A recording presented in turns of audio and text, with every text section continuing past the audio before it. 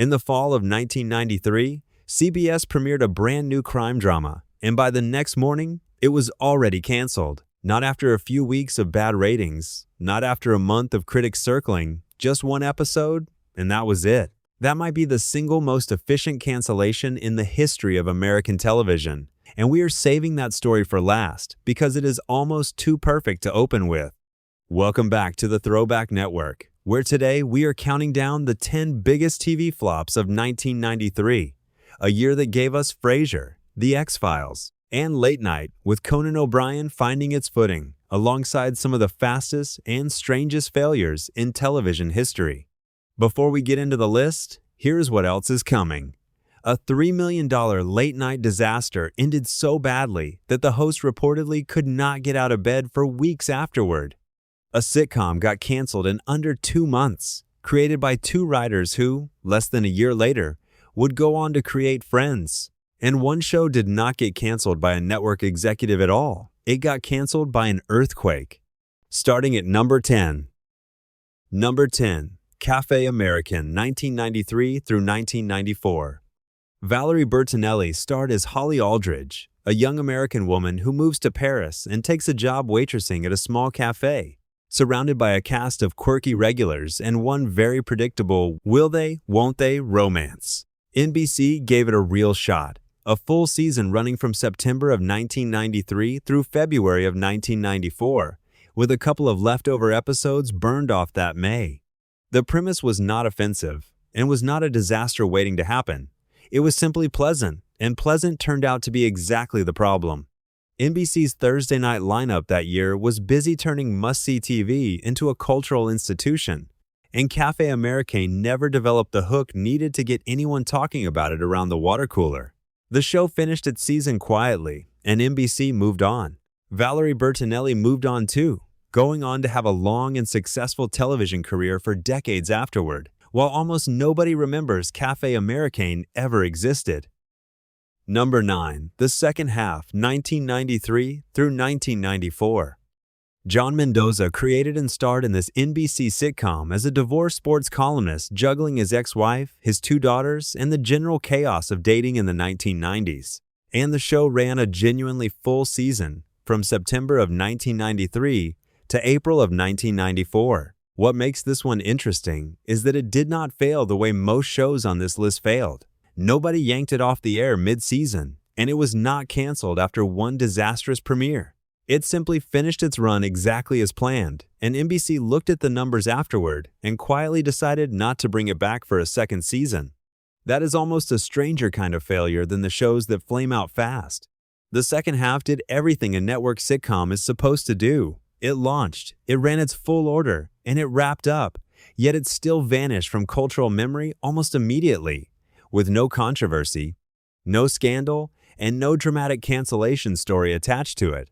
It was simply gone. Number 8. Dudley, 1993.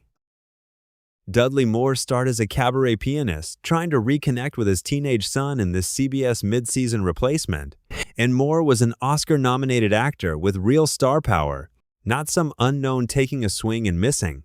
6 episodes were produced for the show, and only 5 of them ever made it to air. That is not a show finding its footing over a season and slowly building an audience. That is a network quietly backing away before the show even got a fair chance to prove itself one way or the other. CBS did not bother airing the 6th episode at all. It simply stopped.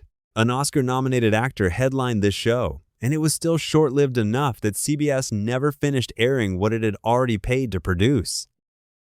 Number 7. Dearest, 1993. Richard Lewis played a Manhattan psychologist raising his young son, with Don Rickles playing his father, an obnoxious and insult-slinging used car salesman who moves in and turns the household upside down. Fox slotted the show into Sunday nights at 9:30, starting in September of 1993. Pairing Richard Lewis's neurotic energy with Don Rickles doing what Don Rickles does best sounds like it should work on paper, but in practice, the insult comedy that built Rickles' entire career never translated cleanly into a warm family sitcom format. Critics called the humor desperate, and audiences agreed with them. The show ran a handful of episodes before quietly disappearing by early December. its production essentially winding down almost as soon as it had started.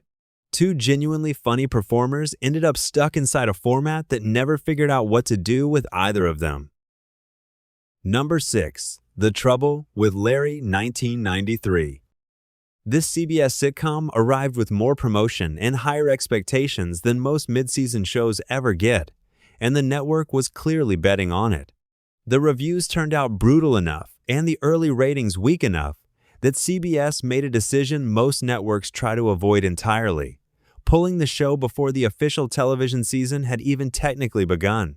Most flops at least get a few weeks on the air to fail in public, but The Trouble with Larry never got that chance, effectively dead before the year it premiered in was fully underway.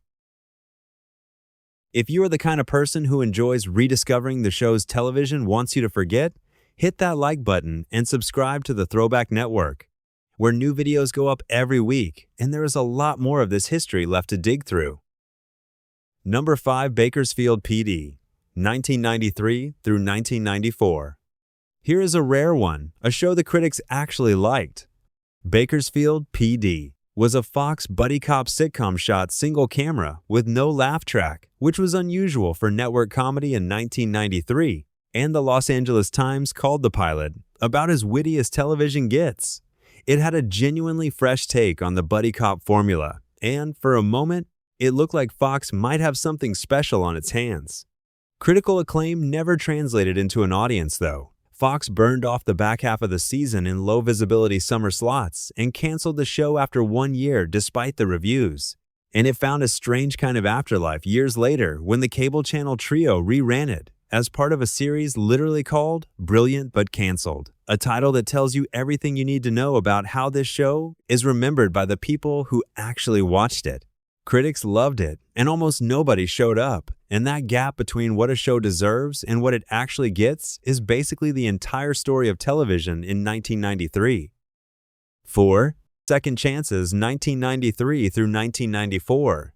Connie Sellecca and Megan Follows starred in this CBS drama, which ran for 10 episodes starting in December of 1993. This one did not get killed by ratings, reviews, or a network executive losing patience. On January 17, 1994, the Northridge earthquake hit Los Angeles and damaged the show's sets badly enough that CBS decided rebuilding simply was not worth the cost. And with both lead actresses pregnant at the same time, the network had more than one practical reason to let the show go rather than push through the disruption. A television show got canceled by a natural disaster, not a plot twist and not a metaphor. An actual earthquake destroyed actual sets, and that was the end of Second Chances. Number 3. Family Album, 1993. Family Album was a CBS sitcom about a family moving back to Philadelphia to be closer to aging parents. A standard premise with competent execution and nothing that screamed disaster on paper. It ran from late September to mid-November of 1993, roughly 7 weeks, before CBS quietly canceled it. Here's the part of the story that actually matters. Family Album was created by two writers named David Crane and Marta Kaufman. Less than a year after Family Album got canceled, Crane and Kaufman created a little show called Friends, and their first real swing together had barely lasted 2 months on the air. Their very next one ran for 10 seasons and became one of the most successful sitcoms ever made, a show people are still watching in reruns decades later. Sometimes the flop is not the end of the story. Sometimes it is just the warm-up. Number 2. The Chevy Chase Show, 1993. Fox paid Chevy Chase a reported $3 million to host a late-night talk show built to go head-to-head with Leno and Letterman. And the network spent another $1 million renovating the venue to match the ambition. Expectations were sky-high, since this was supposed to be Fox's answer to late-night television entirely. The show premiered on September 7, 1993, with a full studio and a real budget behind it. Chase, by every account since, including his own, simply was not built for the talk show format. The monologue struggled from night one, the interviews felt awkward, and reviews turned savage, with Time magazine writing that he tried everything, succeeded at nothing. Advertisers had been promised 5 to 6 million viewers a night, and the show was drawing under 3 million, dropping to under 2 million by its final weeks. Fox pulled the plug on October 1st, less than a month after launch. $3 million and one of the biggest comedy names in the country still could not keep a show alive past 4 weeks on the air. Number 1, South of Sunset, 1993. Here's the one promised at the top. South of Sunset premiered on CBS on October 27, 1993. A stylish crime drama with real ambition behind it. CBS aired the pilot, looked at the ratings, and canceled the show immediately before a second episode ever reached the air. 4 more episodes had already been produced, and they never aired on CBS at all, surfacing years later on VH1 essentially as a curiosity, footage nobody had actually planned on the network airing in the first place. By some accounts, South of Sunset is one of only a small handful of series in American television history canceled after a single aired episode.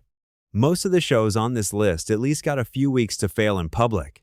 Dudley got 5 of its 6 episodes aired, and the Chevy Chase show lasted almost a full month, yet South of Sunset never even made it to episode 2. That is not a slow fade, and it is not a show finding out the hard way that audiences never showed up. That is a network looking at one single hour of television and deciding, immediately, that the entire experiment was over. Conclusion. That is 10 shows that prove 1993 was a rough year to be a new TV series, even with big stars, big budgets, and in one case, 2 future Friends creators working behind the camera. If there's another year of TV flops you want us to dig into next, drop it in the comments. Because between 1987 and 1995, we have already covered a lot of ground. And television has never once run out of ways to fail spectacularly. Thanks for watching. We will see you in the next one.